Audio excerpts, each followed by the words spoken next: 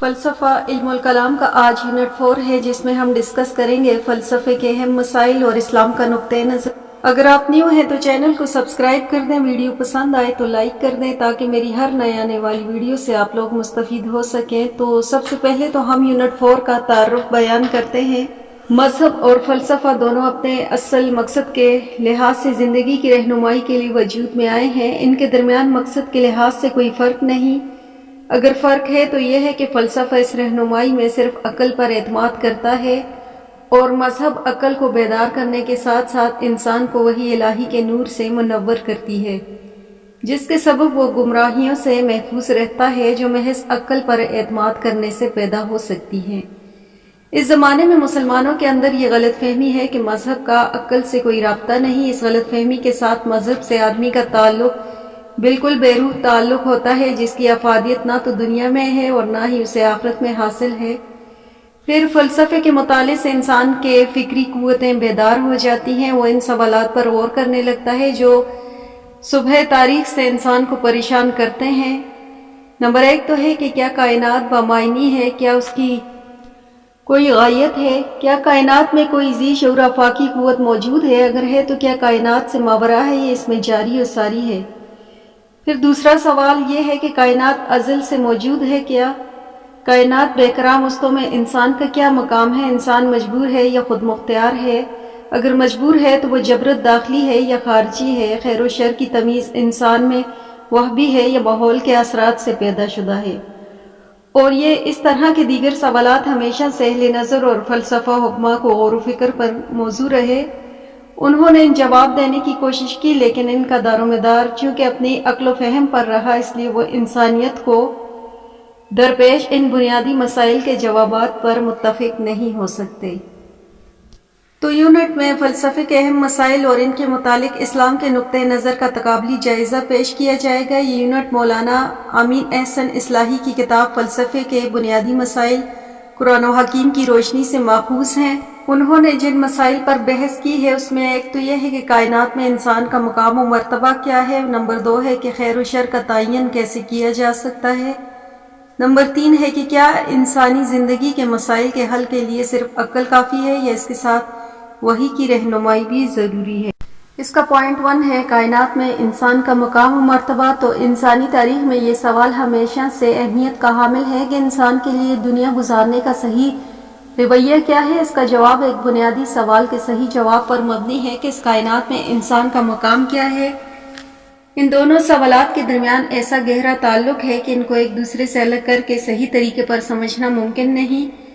اگر ایک شخص یہ سمجھے کہ کائنات ایک عظیم مشین ہے اور میں اس کا حقیر سا پرزہ ہوں، تو ظاہر ہے کہ وہ اپنے آپ کو بالکل بے حقیقت اور مجبور سمجھے گا۔ اس کا یہ تصور ہوگا کہ اصل اہمیت مشین کی ہے، اس کا چکر جب تک چلتا رہے گا مجھے بھی اس چکر میں مجبوراً اپنا کام کرنا پڑے گا۔ لیکن اگر وہ یہ تصور قائم کرے کہ میری حیثیت ایک پرزے کی نہیں بلکہ اس مشین کو کنٹرول کرنے اور اس کو کام میں لانے کی استعداد میرے اندر موجود ہے، تو یقیناً اس کا رویہ مختلف ہوگا۔ اس طرح اگر کوئی شخص یہ سمجھتا ہے کہ میں دنیا میں زیادہ سے زیادہ ایک ترقی یافتہ حیوان ہوں، تو حیوان ہوا کتنی ہی ترقی کیوں نہ کرے، بہرحال حیوان ہی رہے گا۔ بندر بہت کچھ تو سیکھ سکتا ہے لیکن سکرات اور بکرات نہیں بن سکتا، وہ ایک جانور ہی رہے گا۔ لیکن اگر ایک شخص یہ سمجھتا ہے کہ میں اشرف المخلوقات ہوں تو اس کا رویہ الگ ہوگا۔ الغرض انسان کے رویے کا بہت کچھ تعلق اس امر کے طے کرنے سے ہے کہ کائنات میں اس کی حیثیت اور اس کی حقیقت کیا ہے۔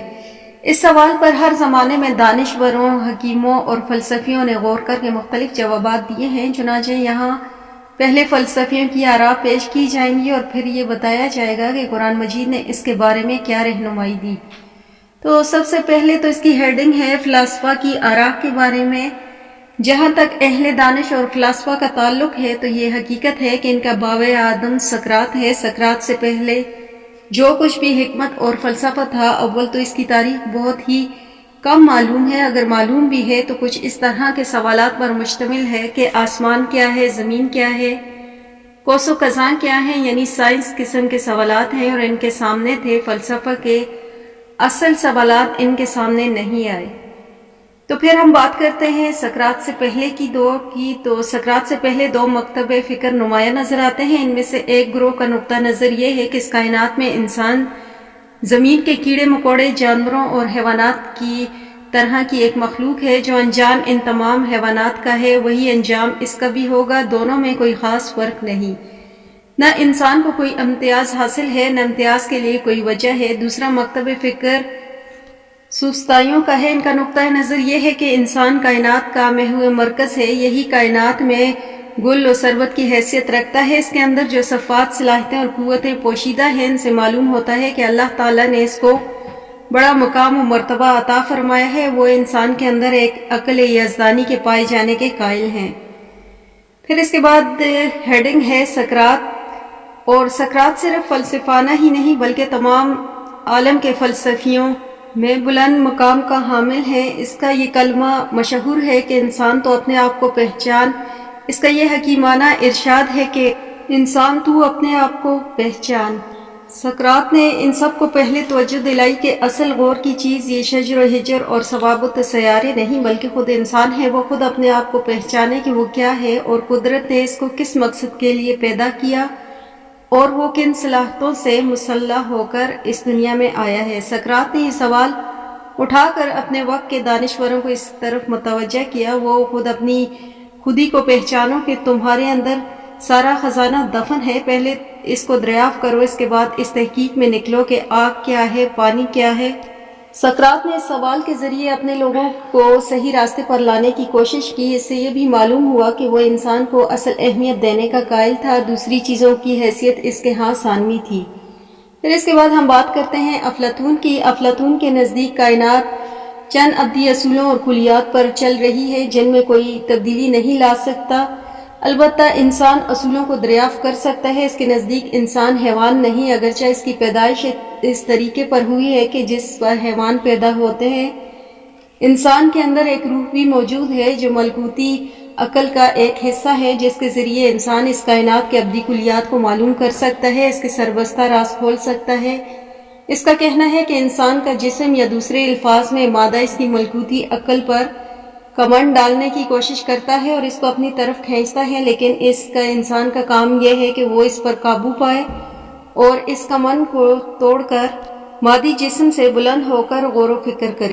پھر اس کے بعد بقول ارسطو کے، افلاطون کے بعد ارسطو ہیں جس کے کارناموں کی حکمہ یونان میں دھوم ہے۔ جس طرح سقراط کے متعلق کہا جاتا ہے کہ اس نے انسان کو فلسفہ بخشا، اس طرح یہ بھی کہا جاتا ہے کہ ارسطو نے انسان کو سائنس بخشی۔ وہ پہلا شخص ہے جس نے انسان کو منطقی تعریف کی ہے کہ انسان حیوان ہے، یعنی حیوان ناطق ہے، لیکن اس کے ساتھ اس نے یہ بھی کہا ہے کہ وہ حیوان ناطق تو ہے لیکن وہ صاحب عقل بھی ہے۔ حیوانات اور انسان میں حقیقی فرق یہی ہے، لیکن اس سے بھی زیادہ بلند بات جو اس نے یہ بھی کہی کہ انسان کے اندر ایک نور یزدانی ہے اور اس کی ساری جلوہ گری جو انسان میں پائی جاتی ہے یہ کہ جانور ہے، لیکن اس نور یزدانی کی بدولت وہ بڑے بڑے کارنامے سر انجام دے سکتا ہے اور زمین کے طول و عرض کو ناپ سکتا ہے۔ ظاہر و باطن کی تحقیق کرنے کے جو آلات اس کو مل گئے ہیں وہ اس نور یزدانی کا ہی نتیجہ ہیں۔ پھر اس کے بعد ہیں رواقی فلسفہ۔ اس دبستان فلسفہ سے منسلک حکماء کے نزدیک انسان عالم اصغر ہے۔ اس چھوٹے سے نگینے کے اندر عالم اکبر یعنی پوری کائنات کو دکھایا گیا۔ جو عالم اکبر میں ہے وہ سب کچھ انسان کے اندر بھی ہے۔ اس کا مقصد یہ ہے کہ قدرت یہ چاہتی ہے کہ جس نہج پر کائنات کا یہ کارخانہ چل رہا ہے اس طریقے پر وہ اپنی زندگی کا نظام بنائے۔ کائنات کے مطالعے سے یہ معلوم ہوتا ہے کہ اس کے اندر عقل کی حکمرانی ہے جس کو وہ عقل یزدانی بھی کہتے ہیں۔ انسان کو بھی چاہیے کہ اس عقل کی حکمرانی ہو اور وہ پیٹ اور تن کا غلام بن کر زندگی بسر نہ کرے۔ اس گروہ کا کہنا ہے کہ کائنات میں ہر چیز کا ایک مقام اور مرتبہ ہے، اس طرح انسان کو چاہیے کہ وہ اپنے اس مرتبے کو جستجو کرے اور لہٰذا انسان کو عقل یزدانی کی رہنمائی میں ان قوانین فطرت کے مطابق زندگی بسر کرنی چاہیے۔ اس طرح رواقی فلسفی انسان کو فطرت کی تابع بنا دیتے ہیں کیونکہ ان کے نزدیک انسان اس صورت میں خوش و خرم رہ سکتا ہے کہ وہ فطرت کے مطالبات اور قوانین کو سمجھے اور ان کے مطابق عمل کرے۔ اس کے بعد فلسفے کی دنیا میں بڑا خلا نظر آتا ہے کیونکہ قرون وسطیٰ میں کلیسا نے فلسفہ اور عقل سب کا گلا گھونٹ دیا ہے۔ اس زمانے میں فلسفے پر قابل ذکر کام نہیں ہوا، اور جو کچھ ہوا وہ متکلمین کی قسم کا علم کلام ہے، اور اس کو فلسفہ کہنا درست نہیں۔ پھر اس کے بعد ہم بات کرتے ہیں بیکن کی۔ جدید دور کے فلسفیوں میں سب سے پہلا مفکر فرانسیسی بیکن ہے۔ اس نے عقل کو کلیسا کے چنگل سے چھڑانے کی کوشش کی ہے۔ اس نے کہا ہے کہ اس کائنات پر کھلے دل و دماغ سے غور کرو اور اس کا مشاہدہ کرو، جس سے معلوم ہوگا کہ بہت سارے واقعات میں مشابہت اور بہت سے واقعات میں تضاد ہے۔ ان کی بنیاد پر نتائج اخذ کر کے جن قوانین مرتب کیے جا سکتے ہیں، جن کے ذریعے انسان کائنات کو مسخر کر کے اس کا ماسٹر بن سکتا ہے۔ اس کے ساتھ ہی ساتھ بیکن نے یہ بھی کہا ہے کہ مذہب کی بات مانو اور خدا کو تسلیم کرو، چاہے ہماری عقل اس کو تسلیم نہ کرتی ہو، اور خدائی قانون کی پابندی کرو، خواہ ہمارا ضمیر اس بوجھ کو محسوس کرے۔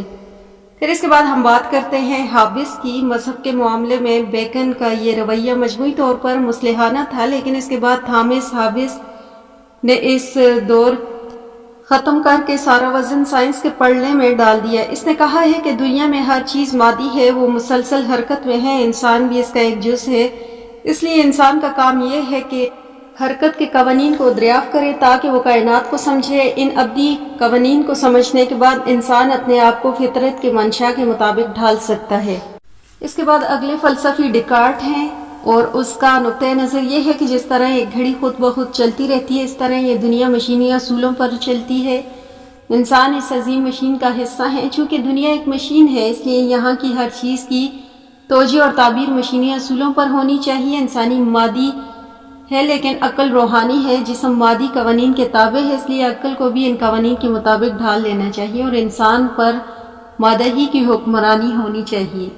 پھر اسپینوزا کے نزدیک کائنات ایک مشین ہے، اور وہ کہتا ہے کہ ہماری انفرادی ذات ایک معنی میں فریب نظر آتی ہے۔ ہم قانون اور سلسلہ اسباب کے بہت بڑے دھارے کا جز ہیں، ہم خدا کا جز ہیں، ہم ایک اس وجود کی آنی اور فانی اشکال ہیں جو ہم سے عظیم تر ہے۔ ہم فانی اور لامتناہی ہیں، اور وہ ابدی اور لامتناہی ہمارے جسم نیل انسانی کے جسم کے خلیے ہیں۔ ہماری نسل زندگی کی تمثیل ایک واقعہ ہے۔ یہ جبریت کا فلسفہ بھی ہے اور وحدت الوجود کا بھی، اس لیے اس کی رو سے انسان خدا کا حصہ بن جاتا ہے۔ انسان کے متعلق جبر کا تصور بھی اس فلسفے میں آیا ہے، جس کو نیچری کہا جاتا ہے۔ پھر اس کے بعد ہیں اگلے فلسفی کانٹ۔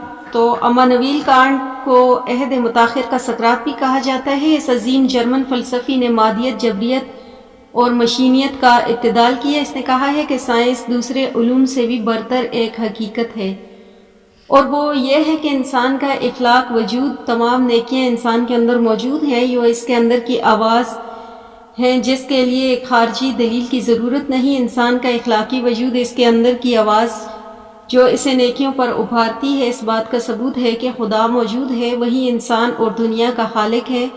کانٹ کے نزدیک اگر فی الواقع خدا موجود ہے اور اس کے باہر کوئی دنیا نہیں، اس کے نزدیک تجرباتی اور سائنسی دنیا کے علاوہ بھی ایک دنیا ہے جو عقلی یا عملی دنیا ہے۔ کانٹ کہتا ہے کہ عقل خدا کی طرف ہماری رہنمائی کرتی ہے، اور ہمارا اخلاق الوجود ہمیں خدا کو ماننے پر مجبور کرتا ہے، کیونکہ عقل نہ تو محض موم کی ناک ہے جس کو تجربات اور احساسات جس سمت چاہیں موڑ دیں، اور نہ عقل تجربات احساسات کا گودام ہے، بلکہ عقل ہمارے جسم کا ایک نہایت ہی فعال حصہ ہے۔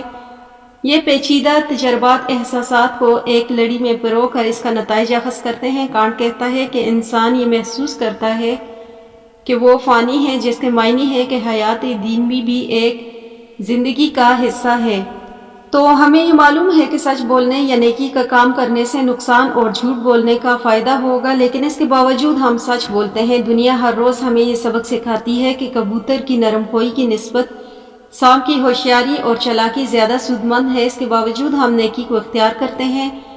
جب سے یہ دنیا قائم ہوئی ہے، اس وقت سے انسان کا یہی روش ہے کہ اس کے صاف معنی یہ ہیں کہ ہم اپنے دل کی گہرائیوں میں یہ محسوس کرتے ہیں کہ یہ زندگی ایک اور اس زندگی کا حصہ ہے، اور دنیا کی زندگی ایک نئی زندگی کو جنم دے گی جہاں نیکی کا راج ہوگا، جہاں ایک نیکی کا 100 گنا اجر ملے گا۔ کانٹ کے نزدیک اگر یہ تصور انسان کے اندر موجود نہ ہوتا تو وہ نقصان اٹھا کر بھی نیکی کا راستہ کیوں کر اختیار کرتا؟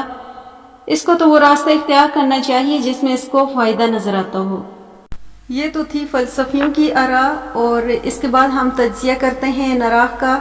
ایک گروہ ان لوگوں کا ہے جو یہ سمجھتے ہیں کہ انسان بھی دوسرے جانوروں، کیڑوں مکوڑوں اور چوپایوں کی طرح جانور ہے، جو حشر ان کا ہوگا وہی حشر انسان کا ہوگا، اور دونوں کی نوعیت ایک ہی ہے۔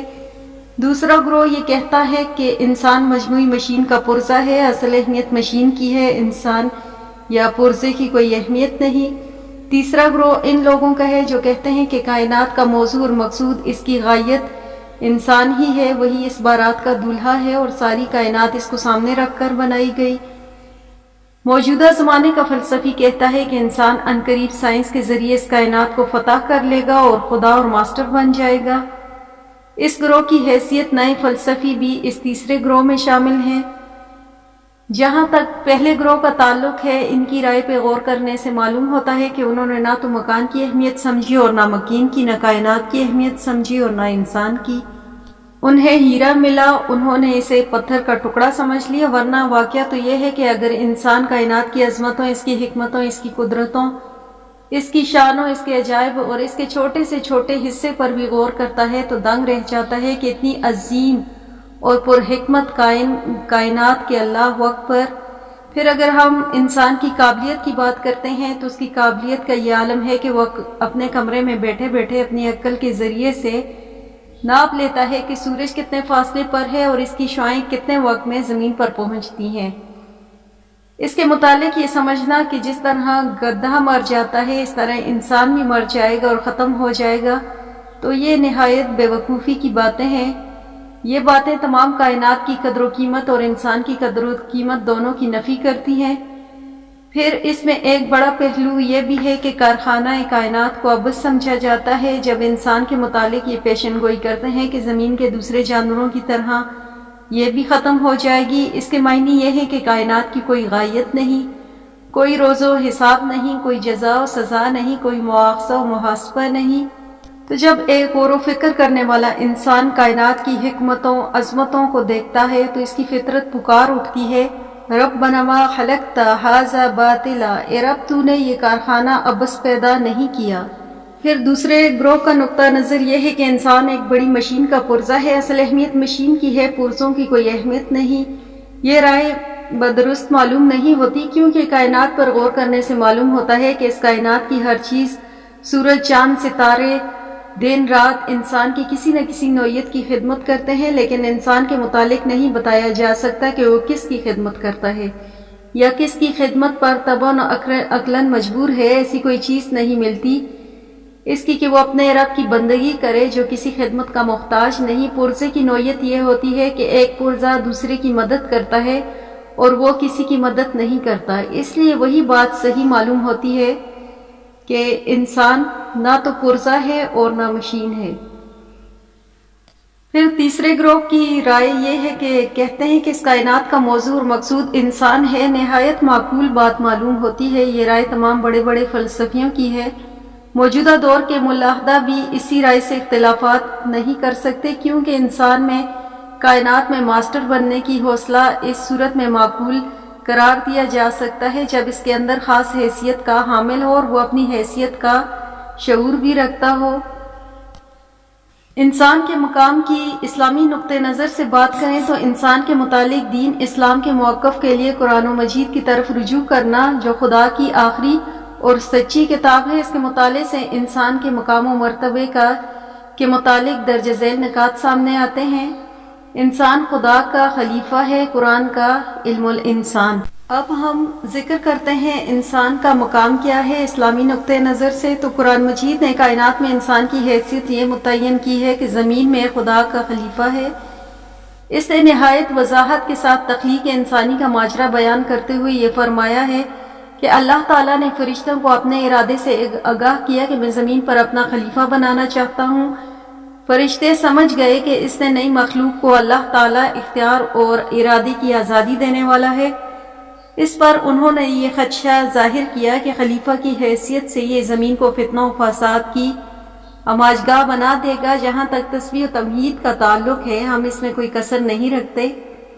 تو اللہ تعالیٰ نے فرشتوں کو آگاہ کیا کہ تمہارے سامنے میری پوری اسکیم نہیں اس وجہ سے تمہیں یہ شعبہ لاحق ہے، میں انسان کو اختیار دوں گا کہ اس کے لیے ہدایت کا انتظام بھی کروں گا اور اس پر حجت بھی تمام کروں گا۔ اس کے بعد اگر وہ غلطی کرے گا تو اپنے اختیار سے کرے گا، اس کی سزا بھگتے گا۔ چنانچہ اللہ تعالیٰ نے فرشتوں کو حکم دیا کہ جب میں انسان کی نوک پلک سوار لوں اور اس کے اندر اپنی روح پھونک دوں تو پھر تم اس کی تعظیم بجا لانا۔ علم الانسان یہی ہے کہ جس کی خبر قرآن مجید نے تخلیق آدم کے اس واقعے میں دی، جس کے برعکس مغرب نے جو علم الانسان رائج کر دیا وہ ان کی قیاس آرائیوں پر مبنی ہے، جن کی بنیاد کھنڈرات سے برآمد ہونے والی اشیاء، زمین کی تہوں سے نکلنے والی کھوپڑیوں اور ٹوٹے پھوٹے برتنوں کے مطالعے سے ہوتی ہے۔ ماہرین عمرانیات انہیں قیاس آرائیوں سے سارا فلسفہ مرتب کرتے ہیں، لیکن ان کی تحقیق کا یہ حال ہے کہ قدیم ٹیلوں کی کھدائیوں کے دوران برآمد ہونے والی ہڈیوں کھوپڑیوں کا جوڑ بعض اوقات اس طریقے سے ملاتے ہیں کہ یہ معلوم ہوتا ہے کہ ٹڈے کی ٹانگ پر ہاتھی کا خول چڑھا دیا۔ اپنے انہی تحقیقات کے نتیجے میں وہ رائے قائم کرتے ہیں کہ انسان نے اس مذہب کے آغاز یوں کیا، تہذیب و تمدن نے یوں ترقی کی اور معاشرت و معاشیت نے ارتقائی مراحل فلاں فلاں طریقے سے طے کیے۔ قرآن مجید نے جو علم الانسان دیا ہے اس پر شک وارد کیا جا سکتا ہے کہ ہمیں تو کچھ معلوم نہیں کہ آدم فرشتوں کا واقعہ کب پیش آیا، کیا بات اللہ تعالیٰ نے فرشتوں سے پوچھی اور فرشتوں نے اس کا کیا جواب دیا۔ اس لیے یہ سب کچھ یوں ہی فریضے قصے معلوم ہوتے ہیں۔ اس بات کو سمجھنے کے لیے مذہب اور فلسفہ کے راستوں کا فرق سمجھنا بڑا ضروری ہے۔ حقائق تک پہنچنے کے دو راستے ہیں، ایک راستہ فلسفہ اور دوسرا مذہب ہے۔ فلسفے کے راستے میں ہر قدم پر عقل کی رہنمائی میں چلنا پڑتا ہے اور ہر بات کو عقل سے ثابت کرنا پڑتا ہے۔ اگر کوئی مقدمہ بھی ثابت ہونے سے رہ گیا ہو تو ساری زنجیر ٹوٹ جاتی ہے۔ پھر اگر مذہب کے راستے کی بات کرتے ہیں تو یہ ہوتا ہے کہ خدا چونکہ تمام کائنات کا پیدا کرنے والا ہے، وہ آگے پیچھے حاضر ماضی سے پوری طرح واقف ہے، تو وہ ہمیں حقائق تک پہنچاتا ہے۔ وہ ہمیں ایسی بھی باتیں بتاتا ہے جس کے متعلق ہم عقلی دلائل تو نہیں پیش کر سکتے، لیکن ہمارا ضمیر مطمئن اور دل گواہی دیتا ہے کہ یہ بات ٹھیک ہے۔ بیشتر باتیں عقل کی کسوٹی پر بھی بالکل ٹھیک ٹھاک اتر جاتی ہیں، لیکن بعض باتیں ایسی بھی ہوتی ہیں جو اللہ تعالیٰ نے اپنے غیب کے علم کی بنا پر ہمارے سامنے واضح کر دیتا ہے اور عقل اس کے خلاف نہیں ہوتی۔ اگرچہ عقل سے ہم اس کے دلائل نہ پیش کر سکیں، تخلیق آدم کے واقعے سے یہ بات ہے کہ اللہ تعالیٰ نے وہ تمام حقائق بیان کر دیے جن تک انسان کی رسائی نہ ہو سکتی تھی، وہ اس کی آگاہی کے لیے ضروری تھے۔ ہم عقلاً کا انکار تو نہیں کر سکتے۔ تفصیل جاننے کے لیے ہمارے پاس دو ذریعے موجود ہیں۔ اس میں اس بات کی شواہد موجود ہے کہ واقعی اس طرح واقعہ پیش آیا جیسے قرآن نے بیان کیا۔ غور کرنے سے انسان کی جو قابلیت، جو ذہانت، اس کی جو حوصلہ ہے، اس کے جو کارنامے ہیں اور اس کی کائنات میں جو اس کا مقام و مرتبہ ہے، اس کو دیکھتے ہیں۔ کیا ہم بات کا انکار کر سکتے ہیں کہ انسان خدا کا خلیفہ ہے؟ انسان ہر چیز کو مسخر کرنا چاہتا ہے، سمجھنا چاہتا ہے، ہر چیز کو ایک نظم میں لانا چاہتا ہے۔ آخر یہ کس بات کا نتیجہ ہے؟ ظاہر ہے کہ اس بات کا کہ انسان کو خاص اختیار حاصل ہے، وہ اس کا شعور بھی رکھتا ہے، اور اگر قرآن ہمیں یہ بتاتا ہے کہ انسان خدا کا خلیفہ ہے تو اس پر ہمیں کیا اعتراض ہو سکتا ہے؟ تو یہاں یہ بات قابل توجہ ہے کہ انسان کو جو خلافت ملی ہے اس کی کیا خصوصیات ہے اور کس طرح انسان ان کا حامل بنایا گیا۔ پھر اگر ہم بات کرتے ہیں انسان کے اختیار اور عمل کے آزادی کی، تو انسان کے خدا کا خلیفہ ہونے کے تصور میں سب سے پہلا سوال تو یہ پیدا ہوتا ہے کہ اللہ تعالیٰ کو خلیفہ بنانے کی ضرورت کیوں پیش آئی؟ تو خلافت کے اس منصب کا ایک مطلب تو یہ ہو سکتا ہے کہ اللہ تعالیٰ انسان کو ایک خاص دائرے میں اختیار دے کر دیکھنا چاہتا ہے کہ کس طرح دنیا کے انتظام کرتا ہے انسان اپنی منمانی کرتا ہے یا خدا کا خلیفہ ہونے کی ذمہ داری پہچانتا ہے، انسان خدا کے تابع ہو کر گزارتا ہے یا خدا کا باغی ہو کر زندگی گزارتا ہے۔ چنانچہ قرآن مجید نے انسان کی یہ خصوصیت نمایاں کی ہے کہ اسے اختیار اور ارادے کی پوری آزادی میسر ہے۔ یہی چیز ہے جس کو قرآن نے انسان کے بارے امانت سے تعبیر کیا۔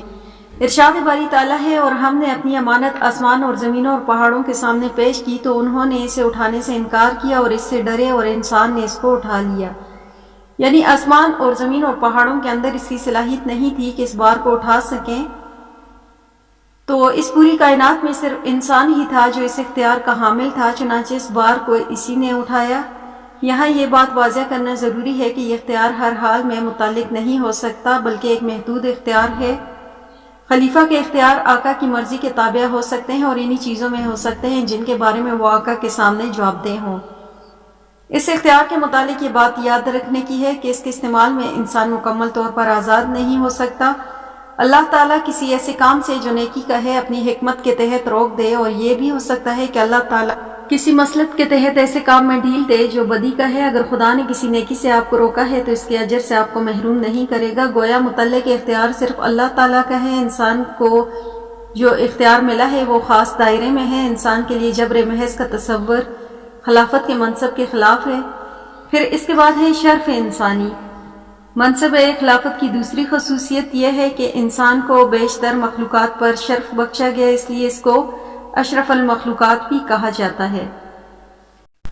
خدا کا جو نائب اور خلیفہ، اس کے لیے ضروری ہے کہ وہ کائنات کے اس حصے میں جس کو خلیفہ بنا دیا گیا ہے سب سے زیادہ اشرف اور تمام مخلوقات سے افضل ہے۔ انسان اپنے ظاہری حالت میں بھی ہر حال گھوڑوں، گدھوں اور جانوروں میں شامل نہیں، وہ ترقی یافتہ بندر بھی نہیں، وہ تمام اشیاء حیوانات پر نمایاں فضیلت رکھتا ہے، اور اللہ تعالیٰ نے اس کو عزت بخشی ہے۔ جس کا شعور اس کو ہے وہ اس کا اظہار بھی برابر کرتا رہتا ہے۔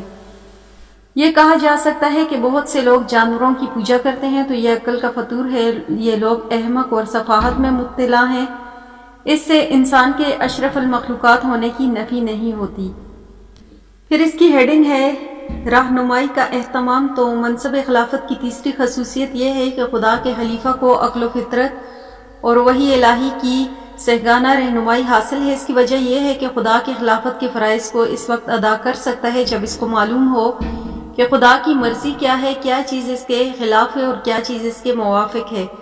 چنانچہ اللہ تعالیٰ نے انسان کے لیے علم کا اہتمام کیا ہے جس کے 3 درجے ہیں: وجدانی علم، عقلی علم اور شرعی علم۔ تو سب سے پہلے ہم بات کرتے ہیں وجدانی علم کی۔ علم کا اصلی ابتدائی اور ہمگیر ذریعہ وجدان ہے، لیکن وہ اس سے بھولا ہوا ہے۔ تجربہ، مشاہدہ، غور و فکر، واقعات اور حوادث کے ذریعے وہ اسے یاد آتا ہے۔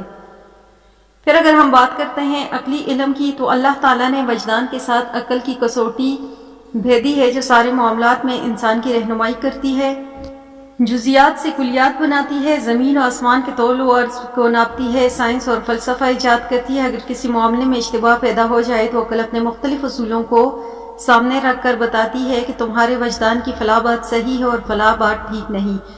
عقل اگرچہ بہت دور سے کام کرتی ہے لیکن اس میں غلطی کے امکانات ہیں، اس کی حدود بھی معین ہے اور وہ بہت سی چیزوں سے متاثر بھی ہو جاتی ہے اور غلط فیصلے کر دیتی ہے۔ اس لیے ضروری ہوا کہ اللہ تعالیٰ اپنے خلیفہ کی صحیح رہنمائی کا کوئی اور انتظام بھی کرے۔ پھر اس کے بعد ہم بات کرتے ہیں علم وحی کی۔ تو اللہ تعالیٰ نے انسان کی رہنمائی کے لیے تیسرا انتظام جو کیا ہے وہ وحی الہی ہے، یعنی یہ کہ اللہ تعالیٰ اپنے بندوں کو اصل حقائق سے خود آگاہ کرتا ہے اور اس کو اپنے احکام و قوانین دیتا ہے تاکہ یہ زمین کا انتظام اس کی ہدایت کے مطابق کریں۔ انبیاء اکرام علیہ السلام میں وحی کے علم کو لوگوں تک پہنچانے کا ذریعہ بنے۔ یہ علم ان کمزوریوں سے مبرا ہے جو پہلے ذرائع کو لاحق ہیں۔ وجدان، عقل اور وحی الہی تینوں میں کامل توافق ہے اور ہونا بھی چاہیے۔ جہاں ناموافقت ہوگی وہ ٹھہر جانے کا مقام ہے۔ ظاہر ہے کہ اس میں فیصلہ کن چیزیں وحی ہوگی کیونکہ آخری اور ہر لحاظ سے تسلی بخش اور محفوظ یہی چیز ہے۔ پھر اس کے بعد ہم بات کرتے ہیں کائنات کی تسخیر کی۔ تو منصب خلافت کی چوتھی خصوصیت جو قرآن مجید نے واضح طور پر بیان کی ہے یہ ہے کہ ساری کائنات انسان کے لیے مسخر ہے، یعنی اس کائنات کو خدا نے انسان کی بہبود، اس کی خدمت اور سازگاری میں لگا رکھا ہے۔ یہ سورج، چاند، ستارے، آبرو ہیں، حیوانات، نباتات، ہم جمادات سب انسان کی بہبود اور اس کے فائدے کے لیے بنائے گئے۔ اس کی وجہ یہی ہے کہ انسان جب خدا کے خلیفہ ہے تو اسے کائنات کی اشیاء پر کس قدر تصرف کا اختیار ہونا چاہیے، وہ ان اشیاء کے اندر کے ساتھ ایک حد تک سازگاری ہونی چاہیے کہ وہ اس کے کام آئیں۔ اس کے لیے کوہ ہمالیہ کی چوٹیوں کو سر کرنا محض مجنونانہ جوش کا نتیجہ نہیں بلکہ یہ انسان کی خلافت کی اقتضا ہے۔ انسان جب پوری کائنات میں خدا کا خلیفہ ہے تو اس کے ہر گوشے کو ٹٹولنا، دیکھنا اور اس کی بلندیوں کو سر کرنا، اس کے نشیب و فراز کو جانچنا، سمندروں کی تہ میں اتر جانا، پہاڑوں میں چڑھ جانا، ہر چیز کی ماہیت، کیفیت، افادیت کو معلوم کرنا اس کے منصب کی ذمہ داریوں کے مطابق ہے۔ اگر انسان پست حوصلہ گوشہ میں بند ہو اور یوں ہی عزم معطل سا بنا ہو تو اس کے معنی یہ ہے کہ وہ کسی معنی کے سبب سے خلافت کی شعور سے عاری ہو گیا، ورنہ انسان کے حوصلے اس کی قومیت اور اس کی خلاف کا لازمی تقاضا ہے۔ یہاں یہ بات یاد رکھنی ہے کہ بعض فلسفیوں کا یہ بھی خیال درست نہیں کہ یہ کائنات انسان کے ہاتھ میں مسخر ہے۔ فی الحقیقت یہ انسان کے ہاتھ میں نہیں بلکہ اس کے لیے مسخر ہے۔ اللہ تعالیٰ نے اسے مسخر کر کے انسان کو کی خدمت میں لگایا ہے، لہٰذا انسان کے اس پر تصرف بھی ایک محدود دائرے میں ہے۔ تو آج ہم نے یونٹ 4 میں ڈسکس کیا کائنات میں انسان کی حیثیت اور مقام و مرتبہ کے بارے میں، پھر مشہور اہل فلسفی کی آراء کے بارے میں، پھر ان فلسفیوں کی آراء کا تجزیہ کیا ہم نے، پھر اس کے بعد ہم نے دنیا میں انسانی مقام کے متعلق اسلام کا نقطۂ نظر واضح کیا۔ تو اس کے بعد ہم یونٹ 4 کا پوائنٹ 2 ڈسکس کریں گے، خیر و شر، نیکسٹ ویڈیو میں۔ تو تب تک کے لیے اجازت چاہتے ہیں، اللہ حافظ۔